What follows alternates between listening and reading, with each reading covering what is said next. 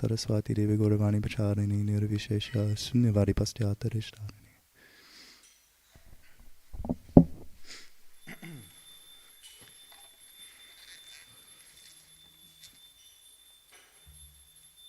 So one thing Krishna is renowned for is crushing the pride of his devotees. And so I think a part of my process of crushing my pride is having me come here and sit on Vyasa-san when I'm incredibly unqualified. It's a very humbling experience. And, anything I say doesn't really have much gravity behind it because I'm still a hypocrite, but I'm working on not being so. It's a disease of Kali Yuga, so I'll be trying my best. Please bear with me. Om Namo Bhagavate Vasudevaya.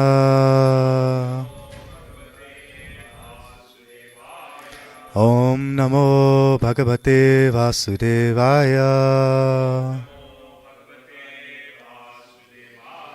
Om Namo Bhagavate Vasudevaya.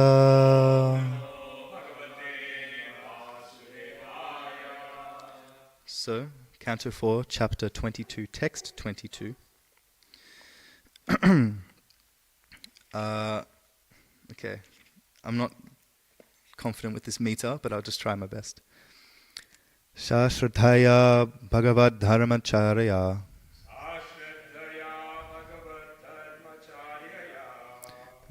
Jigyasya Dhyatmika Yoga Nishtaya.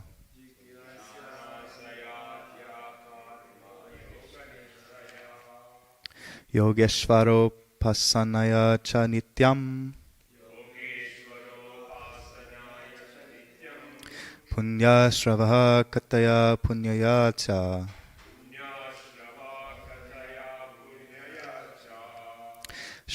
Sashradhaya Bhagavad Dharmacharya. Jigyasaya Dhyatmika Yoga Nishtaya.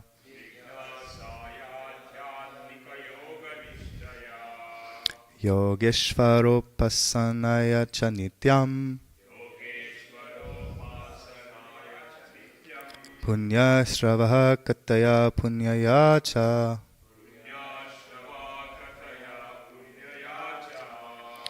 Sashradhaya Bhagavad Dharmacharya. Jigyasaya Dhyatmika Yoga Nishtaya.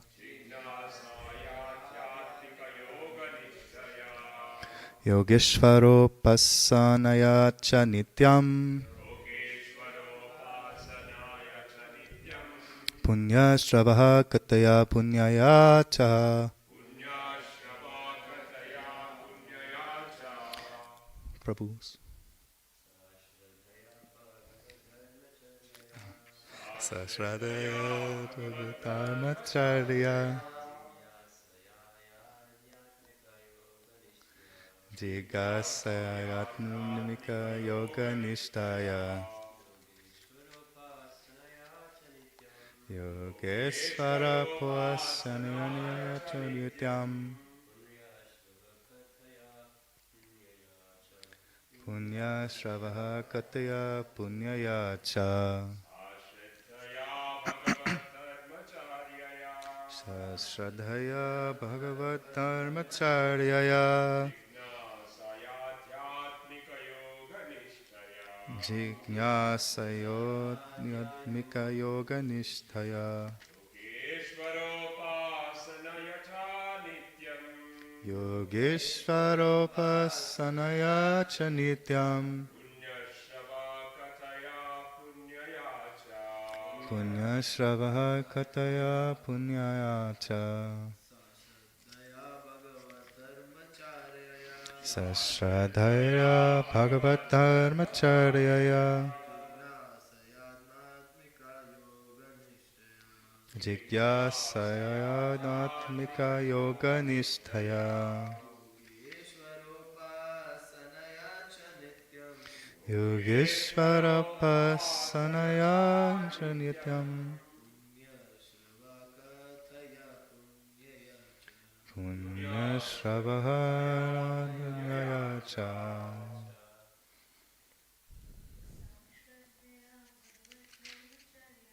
sashradhaya bhagavad dharmacharyaya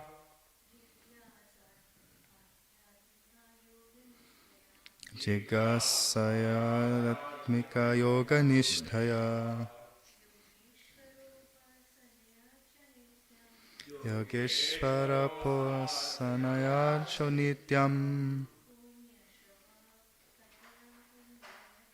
punya shravahaya punyayacha. Sa, that devotional service, shraddhaya, with faith and conviction, bhagavat dharma, devotional service, charyaya, by discussion, jigyasaya, by inquiry, adhyatmika, spiritual, yoga nishtaya, by conviction in spiritual understanding,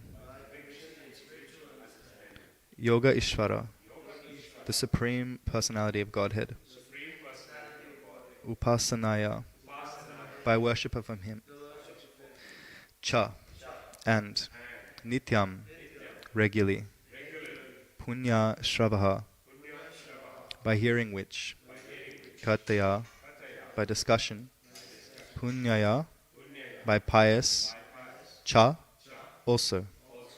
Translation and purport by His Divine Grace, A.C. Bhaktivedanta Swami Prabhupada Maharaj Ki Jai. Attachment for the Supreme can be increased by practicing devotional service, inquiring about the Supreme Personality of Godhead, applying bhakti-yoga in life, worshipping the Yogeśvara, the Supreme Personality of Godhead, and by hearing and chanting about the glories of the Supreme Personality of Godhead. These actions are pious in themselves. The word Yogeśvara is applicable to both the Supreme Personality of Godhead, Krishna, and his devotees also. In Bhagavad Gita, this word occurs in two places. In the 18th chapter, 1878, Krishna is described as the Supreme Personality of Godhead, Hari, who is the master of mystic power. Yatra Yogeśvara Krishnaha. Yogeśvara is also described at the end of the 6th chapter, 647. Sa me yuktatamo mataha. This yuktatamo mataha indicates the topmost of all yogis, the devotees who can be called Yogeśvara. In this verse, Yogeśvara upasana means to render service to a pure devotee. Thus Narottam Das Thakur sings, Tadiya Vaishnav Seva Nishtara Payache Keba. Without serving a pure devotee, one cannot advance in spiritual life. Prahlad Maharaj also has said, Naisham matis tavat urukramikram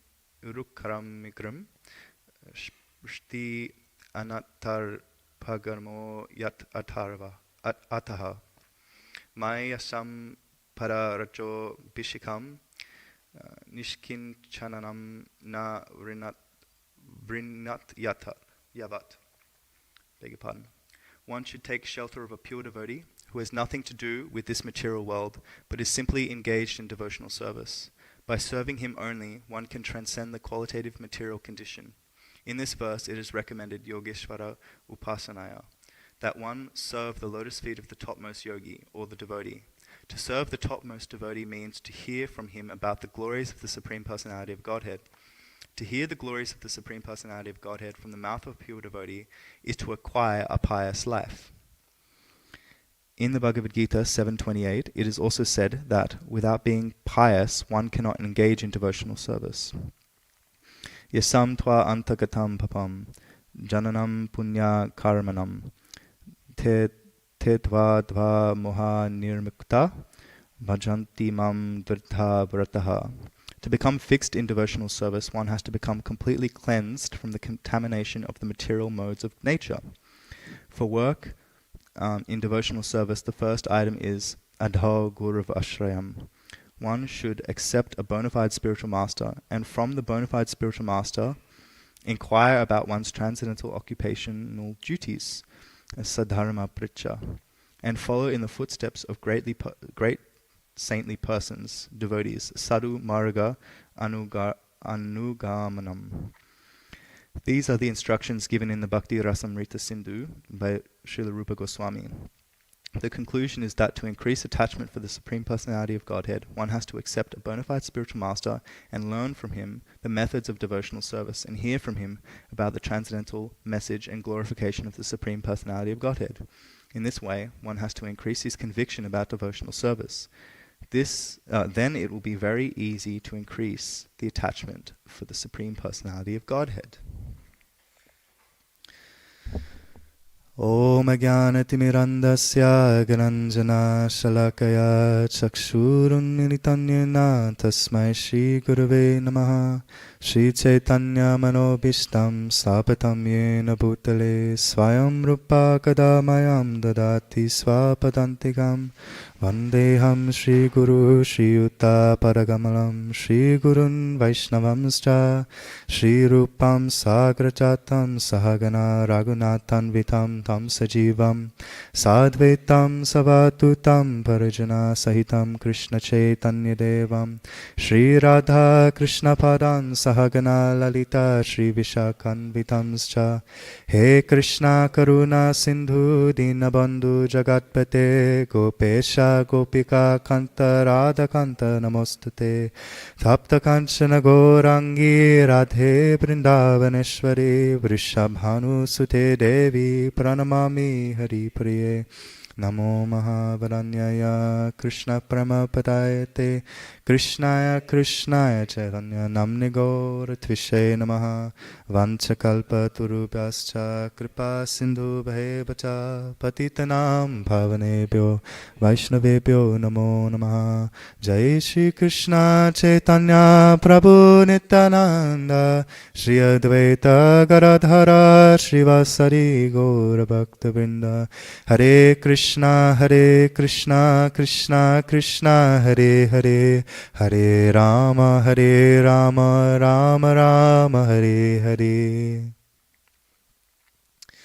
Haribol, thank you.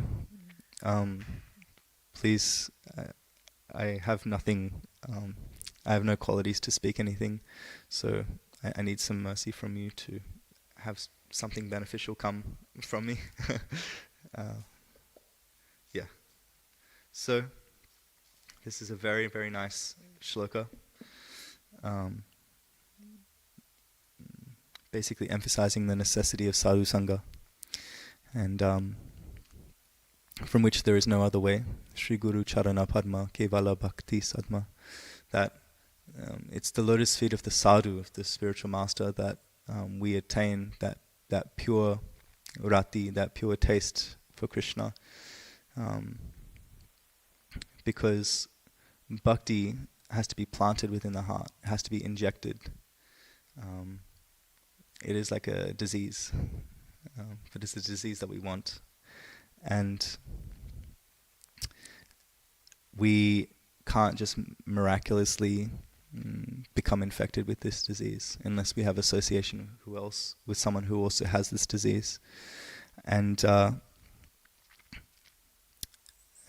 why is it so contagious coming from the sadhu?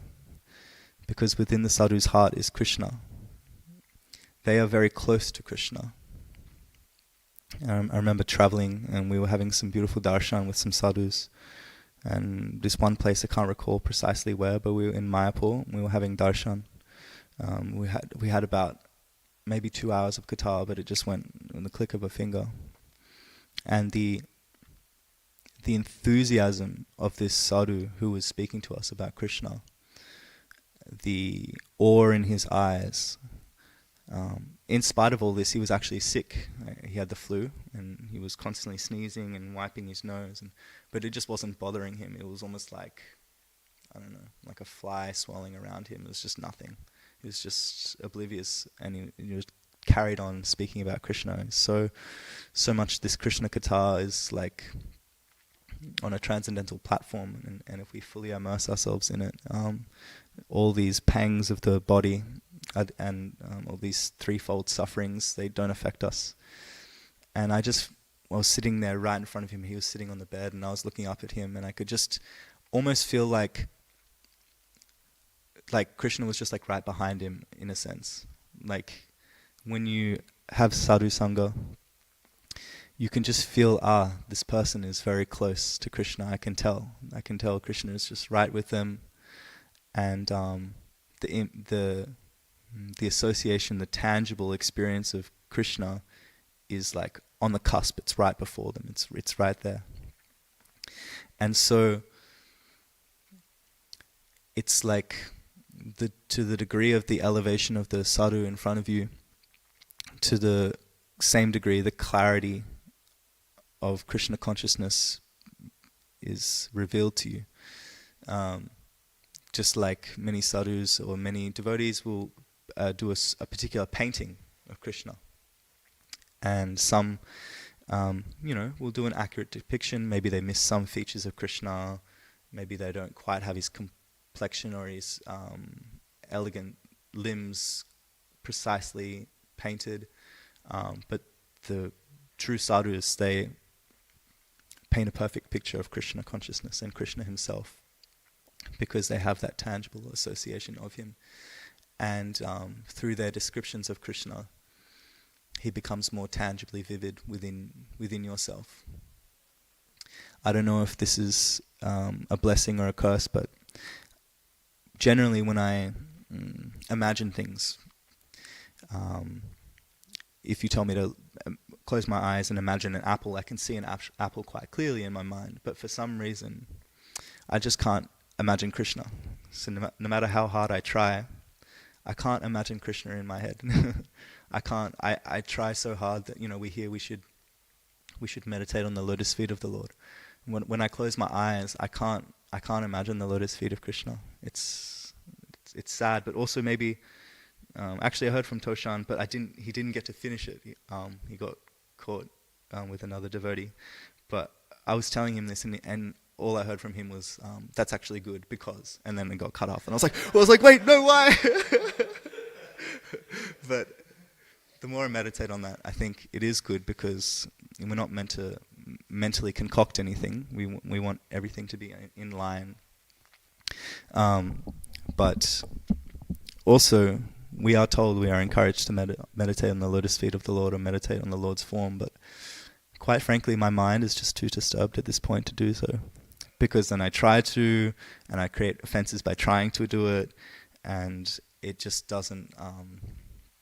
It doesn't seem so constructive. So what I have to do is sit myself in front of the bona fide Archa Vigraha, which is non-different from the Lord, in spite of me not having that actual degree of realization, and fix my awareness on that. And that way I can't really go astray. Unless my mind is going elsewhere, it's not being present. But if I'm truly being present in the moment and I'm sitting in front of Radha Gopinath, then I can meditate on his beautiful form all day. I can meditate on Radharani's beautiful form all day. And to the degree that my heart is cleansed, to that same degree, Krishna will become more tangibly present when I take darshan. Don't get it confused. Radha Gopinath are always there. They're very much present. But we don't have the eyes to see. That's why we've described we have to apply the salve of devotional service on our eyes. And to the degree that we have done that, to the degree that Radha Gopinath will be fully present. We may get some glimpses, we may feel like Shakti emanating from them, we might feel some effulgence coming from them, but, one day or the next, and it's bound to happen if we want to go back to the spiritual world, we will see, any Archa Vigraha we go, we will see Radha Krishna right there.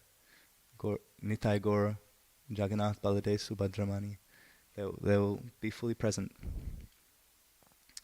And so, we have to, sufficiently cleanse the heart. Krishna says that I reciprocate to different degrees of surrender in the Bhagavad Gita. He says this. I can't remember the shloka exactly. Can anyone remember that one?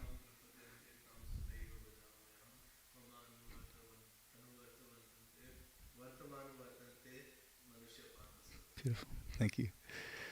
So, according to the different degrees of surrender, I reveal myself accordingly. I, for a long time, thought only in one lens that this meant that, like, so to the degree of my conditioning and the amount I've surrendered to Krishna, he reveals himself to me. Yeah, that might be the case.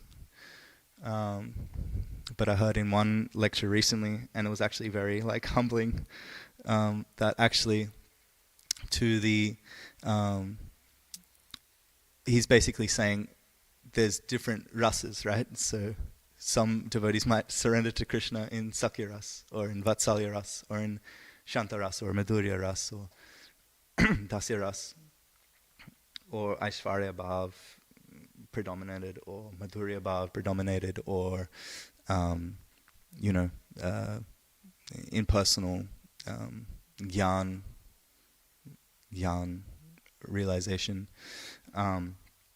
And so this is Krishna is actually in the purest sense. That's what he's referring to in this shloka. That how you surrender to me, that's how I'll reciprocate. So I was like, damn. And it's like in Kali Yuga, mind so much disturbance, body so much disturbance, so many obligations that we think are so important. Making prasadam on the whim of, maintaining the body, or trying to convince ourselves that the prasad we're making is for Krishna when it's actually for our senses, and all these things. We have so much conditioning, and so we can't fully surrender. We haven't, or at least I'm just speaking for myself, we can't fully surrender to Krishna, And actually, Krishna begins fully reciprocating when we fully surrender. And full surrender actually means fully surrendering to the will of the Guru. So before that, you're more or less just kind of flirting with the idea of Krishna consciousness. Because we can't really expect that we can jump straight to Krishna. This is the most intimate, confidential abode in the entirety of everything, in all the three worlds and beyond in Vaikuntha. There is infinite expressions of Vishnu in Vaikuntha, and tucked away in a very private section of Vaikuntha is Goloka Vrindavan, where the most humble, intimate, loving, devoted worshippers of Bhagawan love Krishna, but they don't love Krishna because he's God. They love him because he's the son of Mother Yashoda. And so to think that we can jump all the way there by ourselves is foolishness. We have to come under the shelter of someone who has come under the shelter of someone who has come under the shelter of someone, and so on and so forth. Because that stream comes directly to there. You'll never make a garland and bring it directly to Krishna. You make a garland and give it to one devotee, who will give it to another devotee, who will then give it to a mandri, and then the mandri will give it to Radharani, and then Radharani will put it on Krishna. This is the process. But we have to actually see that is so beautiful. That is the bliss of devotional service. That, no, we can't be big anymore. We can't be this big puffed up personality anymore. Like, even all of our acharyas, I'm not saying in any way that they are big, but they're these big, strong personalities, no? Fair? Very bold, lion-like personalities. But, they don't behave that way, or they don't express themselves that way towards their most beloved couple, Radha Krishna. They are the embodiment of humility. There's two forms of humility. So humility, Sanatana Goswami describes, I think it's in Brihad Bhagavatamrita, I could be wrong. He describes that humility is the most important quality to cultivate on your path towards perfection. So it is the most important quality to cultivate. But then Srila Bhaktivinoda Thakur in Jaiva Dharma actually says that humility is an actually innate quality within Bhakti Devi. So it's not necessarily just a quality that you cultivate, that you use to get to the end goal. It's actually already in the end goal. It almost corresponds with the process of Chetu Darpana Marjanam with the holy name. So, you begin with like Nambas, or, the offended name. And chanting's there the whole time, and chanting's there at the end as well. And then you eventually get to the pure state. So, in the preliminary stage, humility manifests because of recognizing all the mercy flooding your way, but your incapacity to utilize it. So this is Nam Namakari Bahuda Nija Sarva Shaktis, that Durdevam Idrisham Ihajani Nanuragaha, that, you have given me thousands of names that I can chant, and with them all your potencies, with your Shakti is present in your name, you are personally present in your name, you are the embodiment of Kripa, you are Karuna Sindhu, you are all these things, and that's all present within the name. But in spite of all that, I have no attraction for it. So that is the first stage of humility, that you have everything accessible to you, but you're not utilizing it. Why am I not utilizing it? And it's because of my conditioning. So there's this humility that arises from that. But the humility that arises from tunadapi sunichina taroi api sahishnuna manina manadena kirtanya sarahiri, that is actually coming from a state of pure realization of your infinitesimal nature. So it's that humility manifests when you may have surpassed a lot of conditioning, and you're fully utilizing the name. Say, let's use Srila Haridas Thakur, for example. What was it like? How many rounds did he do a day? It's like 64, 64, 64, 64, wasn't it? Yeah. Yes. And so he would be chanting all day, yet he's expressing so much humility. Why? Because it's actually an innate quality within the jiva. And when you come to your purest level of realization, you're fully cognizant that you are an infinitesimal, tiny, insignificant spark of consciousness that is simultaneously one and different from Krishna. And so when you realize your insignificant nature, then you're praying Ainanda Tanuja Kinkaram Patita Mam Vishaname Bhavambuddha, that I am your eternal servant, yet I have fallen into this frightful sea of Maya. Please pick me up and consider me as a little dust particle at your lotus feet. That is like a factual realization of our constitution. We are tiny. We are 1/10,000th the upper portion of a hair follicle. But also, all glories to the incredible power that is consciousness. That something so minute that is just spat out of the spiritual world can bring, no matter what form it takes, life to a body. It's described that just as fire burns in different forms of wood, be it a tiny twig or a huge log, it still expresses that symptoms of flame. So similarly, the same 1/10,000th tiny consciousness animates the giant elephant, the blue whale, the human being, the ant, the snake. So this tiny consciousness has so much power, but nevertheless it is so small. And because it's so small, it has the tendency, as much it is has innate Satchit Ananda in it, so it has knowledge within it, and it is eternal by nature. Natva evaham jatu nasham natvam neme janadipaha nachevana bhavishyamaha sarvayam ataha param. There was never a time that we did not exist. That's quite inconceivable to us, and we're existing right now, and in the future we will continue to exist. The Mayavadis want to use this, and Prabhupada says in the purport they want to make this just on a material level, like we have individuality, but just in the material level when we have these bodies now. But this is the epitome of mental speculation, because again, this is interpretation of the scriptures.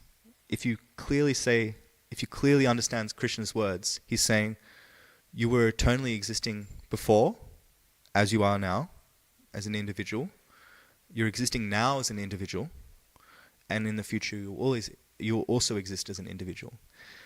So then what's to say for the individuals who are aspiring for impersonal liberation?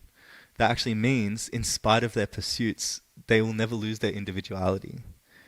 They just receive some kind of sedative to almost like dope them out into forgetting about their existence. I was actually speaking to one co-worker yesterday, and he's been attracted to like spirituality and meditation and all these things, but he was just talking to me. He's like, you know what? I'm just exhausted, he says, and I just don't want to have individuality anymore. I just don't want to have personality anymore. I don't want any of these things. When I leave this body, I just want to. And I was like, and he couldn't describe the word because he was also a foreigner. I was like void? And he's like, yeah, like void. And it's like, actually my heart really goes out to these individuals, because it's like for lifetimes, they're so scarred by what the material world provides in terms of individuality and personality and relationship. He's so scarred by like failed relationships and the body breaking down. Actually, he was a really, really good basketball player, and he was actually almost going to the NBA, and then he got like a knee injury and had to get operations, and after that it wasn't the same, and he gave up on his dreams. And so it's just like, you have this body, and it's great for a period of time, then it just lets you down, and there's nothing really you can do about it. Like you have so much pride in certain things, but then that pride is crushed by color. Time comes and annihilates these desires and ego clingings, and then we have these relationships that even if you have these beautiful ideal marriages that last a lifetime, then eventually your partner dies and you feel incomplete without them, and then once you pass away, you forget it all, because our nature is infinitesimal, is forgetfulness. I'm not trying to be cold and just dismiss the relationships we have in this world. I just think that we need to also understand that the thing that we're celebrating while we're here is not the body. It never has been. Even in people who are blatantly atheists, this is like Vishnujan. He actually says this really nicely in this one video. It's like, what are we celebrating here? Are we celebrating this body? If I died now, in a couple of days' time, well, will you still be spending time around this body? No, my body will be 6 feet under the ground. So we celebrate life, and what is life? Consciousness, spirit, the essence, the vital force. That's what we're here to celebrate, and that's what when we're around our loved ones, that's what we're engaging with. This body is just like, it's just a vessel. And, we don't, when our nails grow long, we don't become attached to them. We clip them and they go. Bit vulgar, but one sadhu describes that when you pass stool, you don't look at the stool in the toilet and regret letting go of it. You know, it's like the relief. It's like, oh, it's gone. You know, and that's the mood we should have in terms of attachment to the body. You know, like we aren't necessarily like sitting on the toilet all day waiting for it to leave. Like we shouldn't be like anxious to, you know, we're not like self-destructive. Like this is also a gift from Krishna. But like when it's time to leave it, we leave it with ease. We be gone with it, you know. So yeah, actually this is described how Jada Bharat Maharaj. This is how he had this degree of attachment because he had a kingdom, wife, children, everything materially you could ever desire he had. But he decided to leave it all for spiritual realization. And it said, you know, just as one passes stool and, you know, thinks about it no longer once it's gone, he left his whole kingdom and material situation and just went straight for Krishna. This is another point I would like to raise actually about sadhu sangha. What could you argue is one of the main mistakes that Bharat Maharaj made when he went into isolation? He was alone.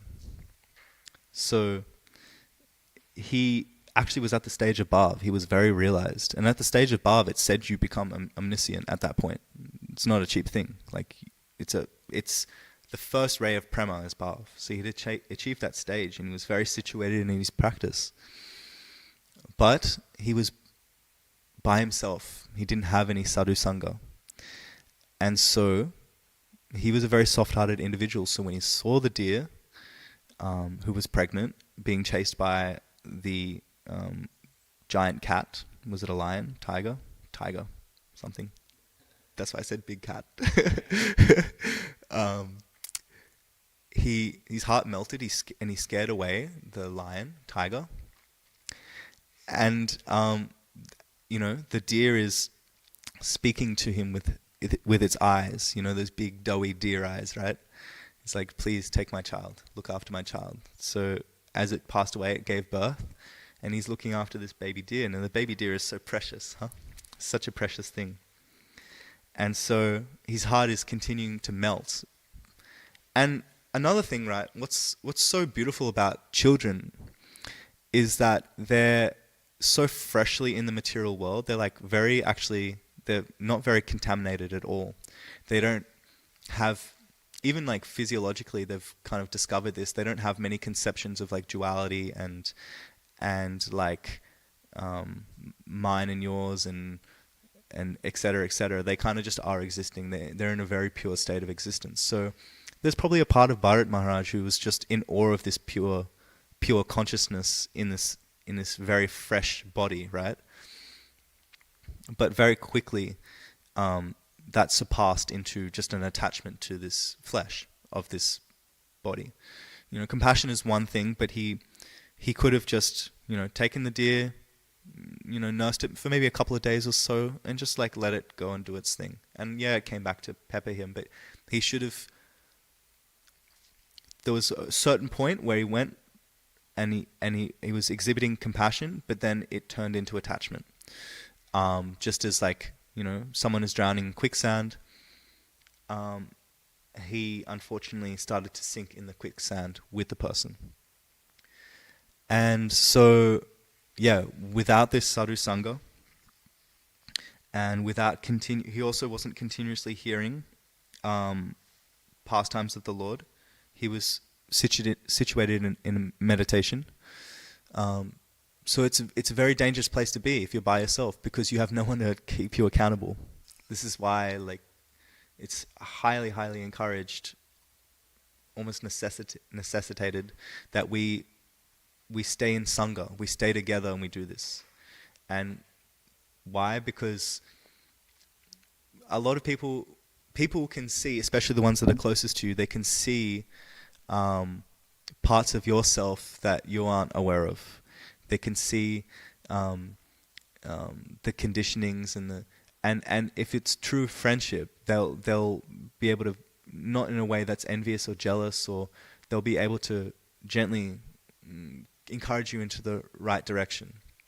But Bharat Maharaj did not have that.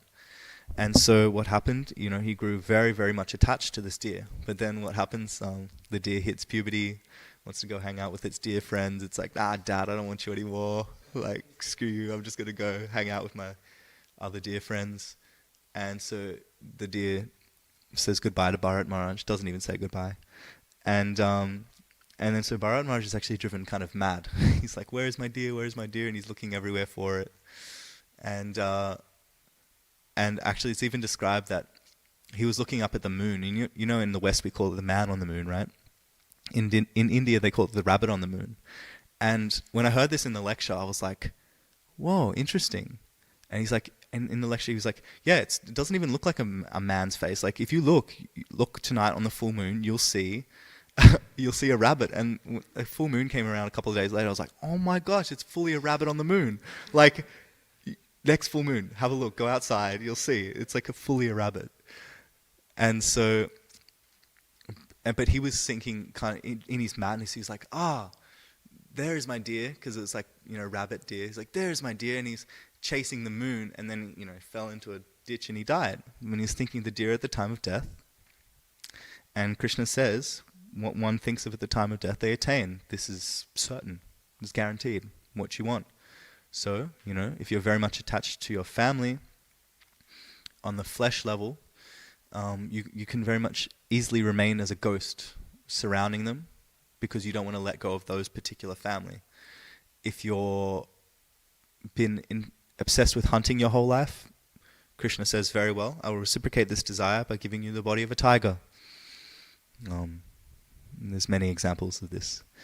So, now he's in a form of a deer, but Krishna has been very merciful to Bharat Maharaj and has given him remembrance, which is something we don't get. We shouldn't depend on that, because we won't get that.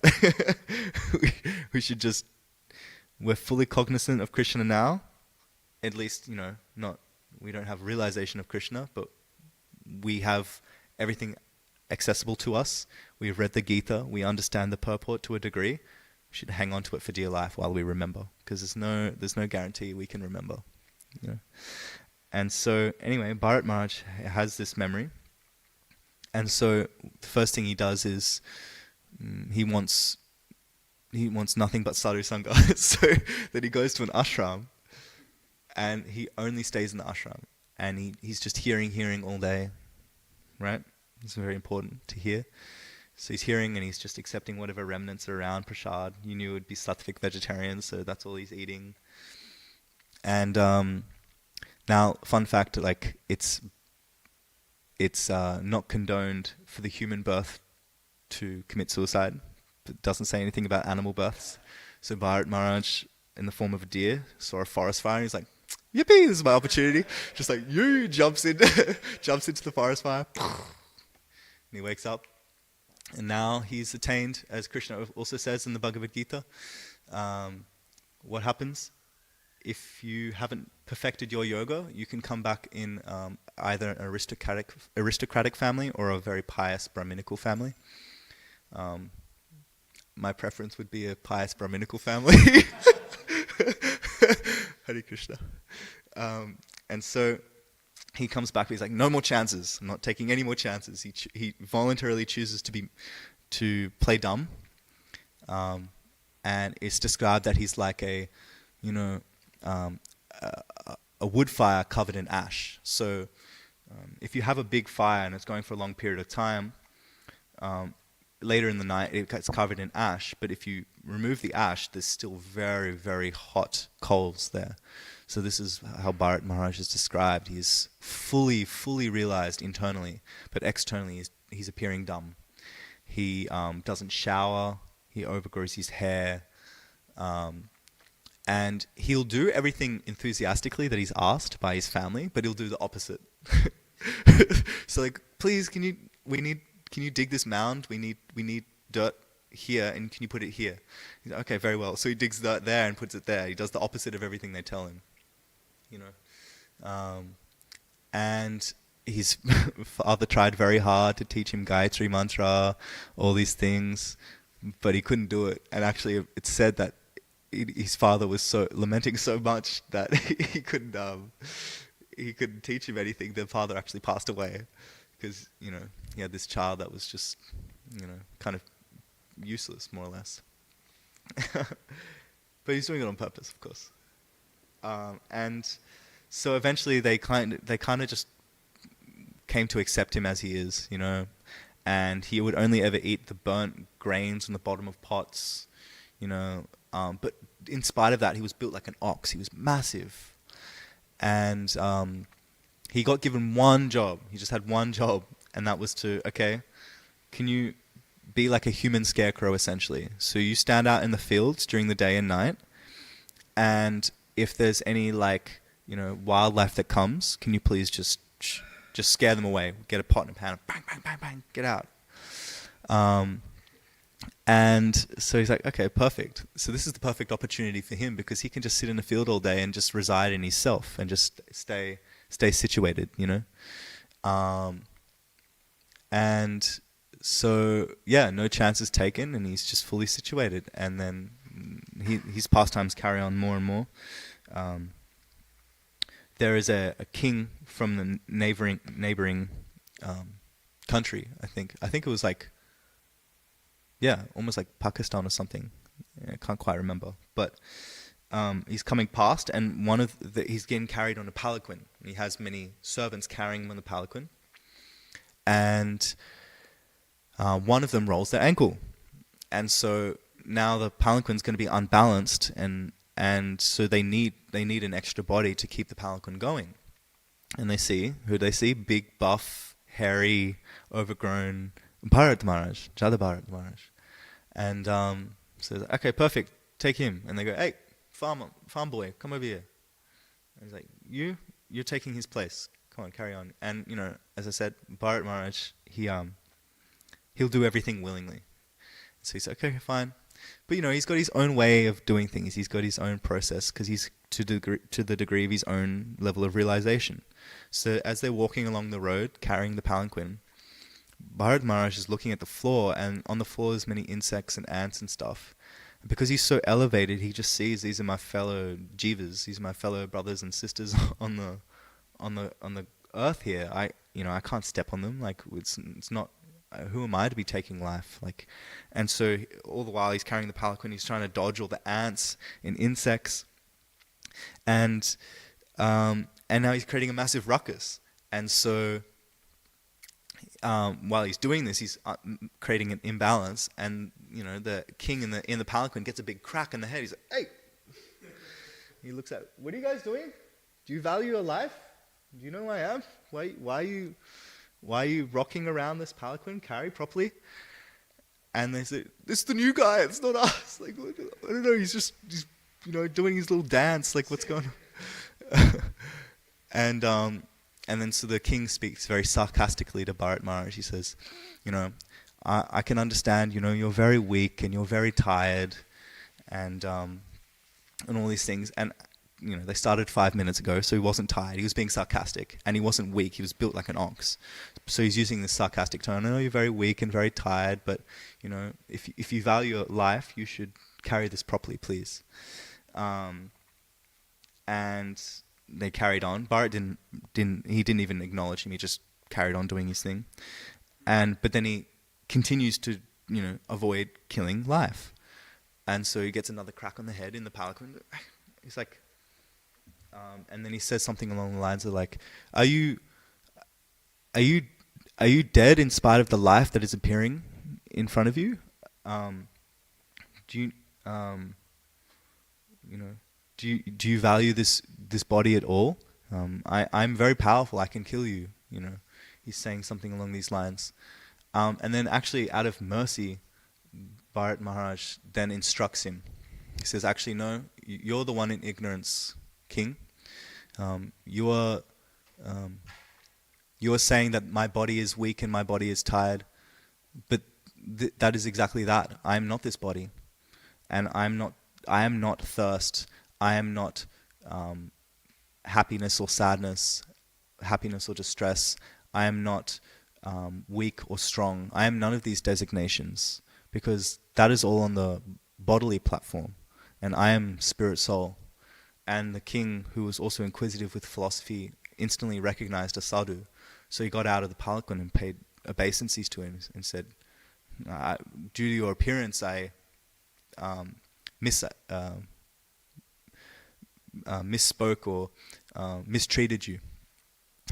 Please forgive me. And then beautiful pastimes carry on, and Bharat Maharaj instructs him very nicely. Anyway, I went off on tangent on Bharat Maharaj, but point being is, we have to, if we look at the stream of Krishna consciousness, and through all the degrees of realization, each part of that journey, what is required is sadhu sangha, because it is the driving force. It doesn't matter where you're at, you always need sadhu sangha. So we should always seek this out. We can't do this alone. And so we'll stay together and continue this process. Okay. I'll finish up here. Any questions at all? Okay. Grantara Srimad Bhagavatam ki jai. Ananta Koti Vaishnava.